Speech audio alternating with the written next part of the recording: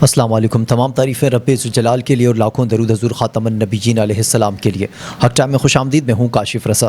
ناظرین، تحریک لبیک سے ریلیٹڈ آج دو خبریں ہیں۔ ایک تو فواد چودھری صاحب نے تحریک لبیک سے ریلیٹڈ ایک ایکس پر ایک پوسٹ جاری کی، اس پر بات کریں گے، اور دوسری جانب پنجاب اسمبلی کے اسپیکر پاکستان مسلم لیگ نون سے جن کا تعلق ہے، ملک احمد خان صاحب، انہوں نے ایک سوال کھڑا کیا ہے۔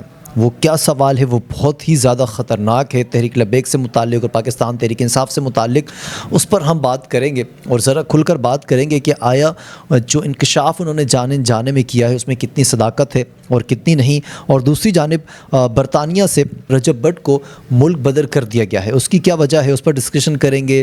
ڈیالہ جیل سے خبر آئی عمران خان صاحب کے طبی معائنے کے حوالے سے، اور دوسری جانب طلال چودھری صاحب نے یہ کہا کہ خان صاحب کو ڈیالہ جیل سے منتقل کیا جا سکتا ہے، اور پاکستان تحریک انصاف میں ایک بار پھر ٹوٹ پھوٹ کا شکار ہونے کی خبریں آ رہی ہیں۔ تو ان تمام خبروں پر ڈیٹیل سے بات کریں گے۔ اس سے پہلے آپ سے ریکویسٹ کہ اگر آپ نے ہمارے چینل کو سبسکرائب نہیں کیا تو چینل کو سبسکرائب کر لیجئے، ویڈیو پسند آئے تو اسے لائک، شیئر اور کامنٹ سیکشن میں اپنی رائے بھی ضرور دیا کریں۔ بات کر لیتے ہیں ناظرین سب سے پہلے تحریک لبیک پاکستان کے حوالے سے۔ ملک احمد خان صاحب نے اپنی ویڈیو میں یہ کہا کہ میں پوچھتا ہوں کہ ٹی ایل پی والوں کا کیا قصور ہے؟ ان کا گناہ یہ ہے کہ انہوں نے دو فوجی، رینجرز کے سپاہی یا پھر پولیس والوں پر گولیاں چلائیں، ان کو تو آپ نے بین کر دیا، اور یہ 26 چھاؤنیاں جلا کر بین نہیں ہو رہے۔ ایک تو یہاں پر دو پوائنٹس ہیں، ایک تو یہ کہ وہ یہ کہہ رہے ہیں کہ تحریک لبیک والوں کا کیا قصور ہے، اور دوسری جانب وہ یہ کہہ رہے ہیں کہ تحریک لبیک والوں نے 2-3 فوجی یا رینجر یا پولیس والوں پر گولیاں چلائی ہیں، اس سے علاوہ ان کا بڑا قصور کیا ہے؟ اور دوسری جانب وہ اشارہ کرے تحریک انصاف کی طرف کہ یہ 26 چھاؤنیاں جلا کر بھی بین نہیں ہو رہے۔ یہاں پر تو ایک سوال یہ کھڑا ہوتا ہے کہ تحریک لبیک نے جو گولیاں چلائیں کیا اس کی فوٹیج ہے؟ چلے ہم یہاں پر ان کی یہ بات رکھ بھی لیتے ہیں کہ تحریک لبیک نے گولیاں چلائیں، جبکہ تحریک لبیک آج تک ان کی کوئی مسلحہ بردار، کوئی فورس وغیرہ یا کوئی اس طرح کی کوئی ایکٹیویٹی منظر عام پر نہیں آئی۔ لیکن یہاں پر اگر وہ یہ کہہ رہے ہیں تو شاید ان کے پاس کوئی ایسی فوٹیج ہوں گی جو ہم چاہتے ہیں کہ وہ سامنے رکھیں۔ اچھا، یہاں اگلی لائن جو ہے نا وہ بہت ہی زیادہ انٹرسٹنگ ہے اور بہت زیادہ خوفناک ہے، وہ آپ کو میں سناتا چلوں۔ وہ کہتے ہیں کہ فیصلہ کرنے والوں خدا کا خوف کرو، یہ انوکھے لاڈلے ہیں۔ یہ سوال انہوں نے کیا ہے۔ اب یہاں پر دو سوال جنم لیتے ہیں اس چھوٹی سی لائن میں۔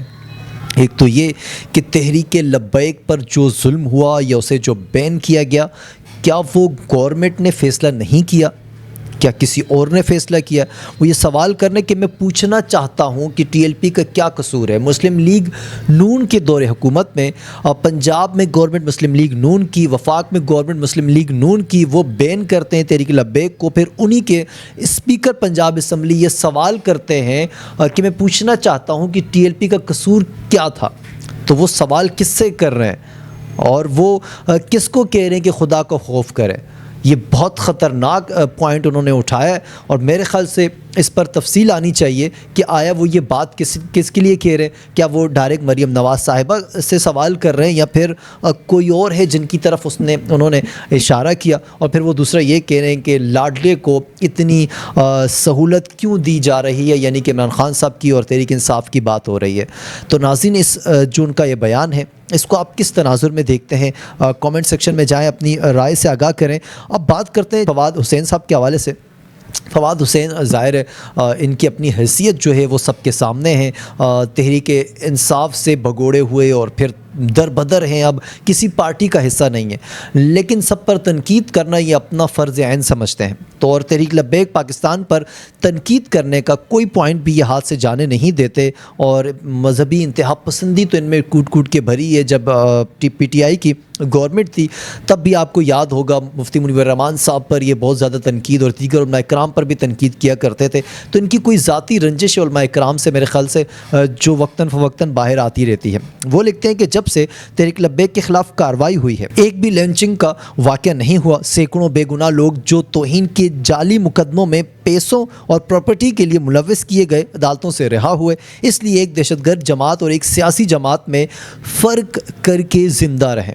ان کی ایک بات کا جواب تو ملک احمد خان صاحب کی اس پوائنٹ سے میں دے دیتا ہوں کہ 26 چھاؤنیاں جلانے والے لاڈلوں کو آزادی دی جا رہی اور ایک طرف تحریک لبیک پر پابندی عائد ہے۔ تو اس سے یہ معلوم پڑتا ہے کہ سیاسی جماعت اور مذہبی جماعت میں دہشت گرد کون ہوتا ہے کون نہیں، اور پھر نون لیگ کی جو سیاست ہے وہ بھی سب کے سامنے ہے، دیگر جو سیاسی جماعتیں ہیں، ماضی میں تقریباً تمام سیاسی جماعتوں کے سر پر کوئی نہ کوئی ایسا صحرا ضرور سجا ہے، ان پر تنقید بھی کی جا سکتی ہے، لیکن سیاسی جماعتوں کی کوئی ایسی قسمت ہے کہ کوئی بھی شخص اس پر اس طریقے سے بات نہیں کرتا جس طرح مذہبی جماعتوں پر کرتا ہے۔ ایک پوائنٹ تو یہ، دوسرا ناظرین وہ یہ کہہ رہے ہیں جو حالیہ کچھ لوگوں کو رہا کیا گیا جن پہ الزام ثابت ہو چکا تھا کہ ان پر توہین لگ چکی ہے، انہوں نے توہین کی ہے، لیکن میرے خیال سے کچھ ناکافی ثبوتوں کے بنیاد پر انہیں رہا کر دیا گیا، اور موصوف یہ لکھتے ہیں کہ تحریک لبیک نے اگر ہوتی تو اس طرح کا واقعات ہو سکتے تھے جو ماضی میں ہوئے۔ مجھے کوئی ایک واقعہ، کوئی ایک مثال بتا دیں کہ تحریک لبیک کے کارکنوں یا تحریک لبیک کے ذمہ داران نے کوئی ایسا واقعہ کیا ہو۔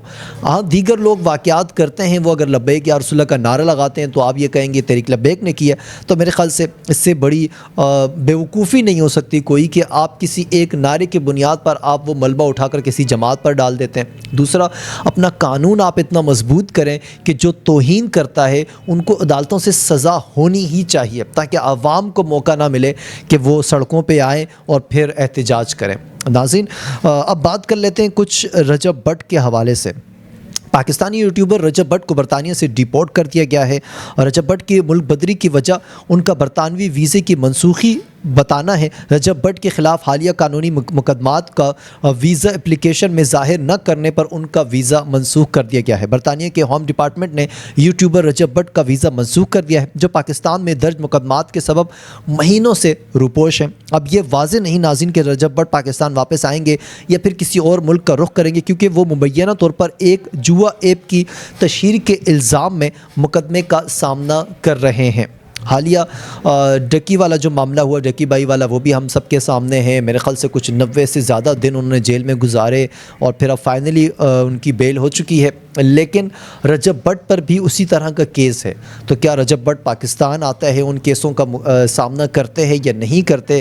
لیکن اس وقت یہ خبر بڑی ہے۔ ایک جانب ان کی ویڈیو آتی ہے ڈکی بائی کی، وہ اپنے پر ہونے والے ظلم کے حوالے سے بتاتے ہیں، اور دوسری جانب سے رجب بٹ کا یہ خبر آتی ہے کہ ان کا ویزا منسوخ کر دیا گیا، انہیں ڈیپورٹ کر دیا گیا برطانیہ سے۔ اب لیٹس سی وہ کون سے ملک کا دورہ کریں گے، یہ بھی بہت زیادہ دیکھنے سے تعلق رکھے گا، اور انٹرسٹنگ بات یہ بھی ہوگی کہ کیا وہ پاکستان آتے ہیں یا نہیں آتے، اور اگر پاکستان آتے ہیں کیا انہیں گرفتار کیا جاتا ہے یا پھر وہ خود جا کر عدالتوں میں اپنے کیسز کا سامنا کرتے ہیں۔ اب بات کرتے ہیں ناظرین خان صاحب کے حوالے سے۔ اڈیالہ جیل میں ڈاکٹرز کی ٹیم نے عمران خان صاحب کا طبی معائنہ کیا، کیونکہ خبریں چل رہی تھی کہ شاید وہ کسی مرض میں مبتلا ہیں، تو جیل ذرائع کے مطابق پیمز اسپتال کے ڈاکٹرز کی ٹیم عمران خان کے طبی معائنے کے لیے اڈیالہ جیل پہنچی تھی۔ جیل ذرائع کا بتانا ہے کہ ڈاکٹرز کی ٹیم نے بانی پی ٹی آئی کا مکمل طبی معائنہ کیا، جس کے بعد ٹیم جیل سے روانہ ہو گئی۔ جیل ذرائع کا کہنا ہے کہ طبی معائنے کی رپورٹ مرتب کر کے جیل حکام کو بھیجی جائے گی۔ تاحال یہ نہیں بتایا گیا کہ رپورٹس یا پھر ڈاکٹرز کا جو اعلامیہ ہے مختصر سا، وہ بھی جاری نہیں کیا گیا۔ اب میرے خیال سے کل یا پرسوں وہ اعلامیہ آئے گا تو ہم آپ کے سامنے رکھیں گے۔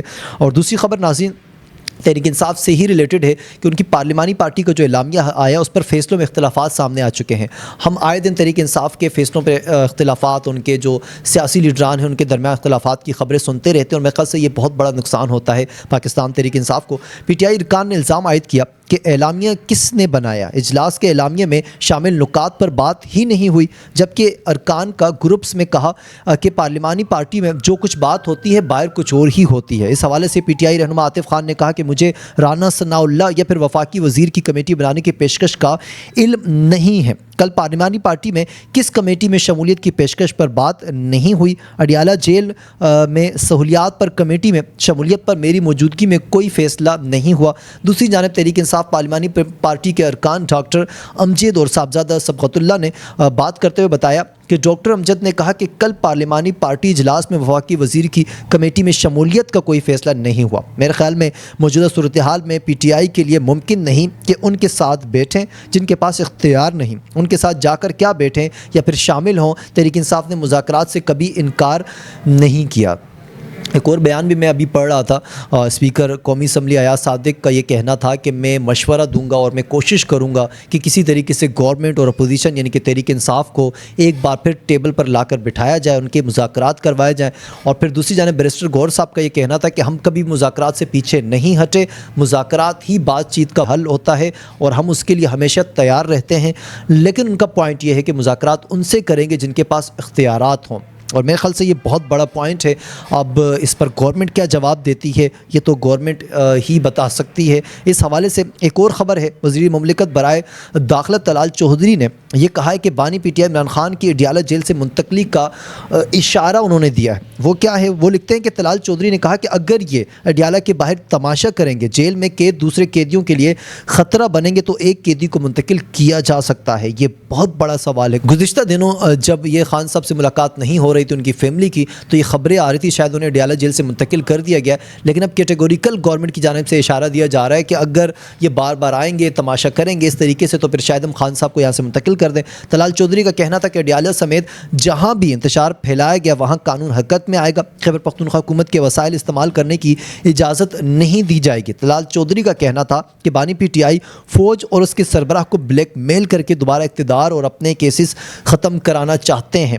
طلال چودھری نے کہا کہ انہوں نے ہمیشہ دوسروں کے کندھوں کو استعمال کیا، اگر فیض حمید نہ ہوتے تو عمران خان وزیر اعظم تو کیا کونسلر بھی نہیں بن سکتے تھے۔ میرے خیال سے یہ بات تو وہ ناجائز کر رہے ہیں کہ خان صاحب کونسلر نہیں بن سکتے تھے۔ خان صاحب نے اب جو الیکشن عام انتخابات ہوئے اس میں ملک میں سب سے بڑی تعداد میں ووٹ کسی پارٹی کو پڑا تو وہ تحریک انصاف کو پڑا۔ اب بھی خان صاحب کہیں سے بھی کوئی بھی بندہ الیکٹ کر لیتے ہیں، سلیکٹ کر لیتے ہیں تو وہ الیکٹ ہو ہی جاتا ہے۔ ہاں وہ پھر فارم 45 اور 7 کی بات آ جاتی ہے، وہ ایک الگ بات ہے، لیکن خان صاحب کی مقبولیت بہت زیادہ ہے، عوام اسے بہت پسند کرتی ہے، یہ ہم سب کے سامنے ہے۔ اور خان صاحب جب بھی کسی کو سامنے لاتے ہیں، اب یہ سہیل آفریدی والی مثال ہمارے سامنے ہے، وہ آئے، انہوں نے ہزار طرح کی مشکلات کے باوجود بھی آج وہ کے پی کے اسمبلی کے وزیر اعلیٰ ہے، تو میرے خیال سے پاور خان صاحب کے پاس ضرور ہے اور عوام بھی اسے اپنا قائد سمجھتی ہے اور اکثریت ایسے لوگوں کی ہے۔ ناظرین مجھے اجازت دیجیے، انشاءاللہ کل ہوگی آپ سے ایک بار پھر ملاقات۔ اللہ حافظ اینڈ پاکستان زندہ باد۔